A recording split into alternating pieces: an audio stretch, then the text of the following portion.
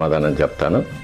వెంకటాద్రి సమం స్థానం బ్రహ్మాండే నాస్తి కించనాత్, వెంకటేశ సమోదేవో నభూతో నభవిష్యతి అన్నది వరాహ పురాణంలోని ఒక వాక్యం. ఇది వేదవ్యాస మహర్షి వేదరాశిని 4 వేదాలుగా, ఋగ్యజు సామ అథర్వణ వేదాలుగా సంక్షిప్తం చేసిన తరువాత రాసిన 18 పురాణాల్లో ఒకటి వరాహ పురాణం. కొన్ని వేల సంవత్సరాల ముందు రాసినవి. It is a chronological recording of happenings through out the universe, not only on our planet. ఈ శ్లోకానికి అర్థం ఏంటంటే, వెంకటాచల పర్వతాల వంటి, వెంకటాచల క్షేత్రం వంటి పవిత్రమైన ప్రదేశం ఈ బ్రహ్మాండంలో, మన భూమండలంలో కాకుండా బ్రహ్మాండంలో కూడా ఎక్కడా లేదనేది.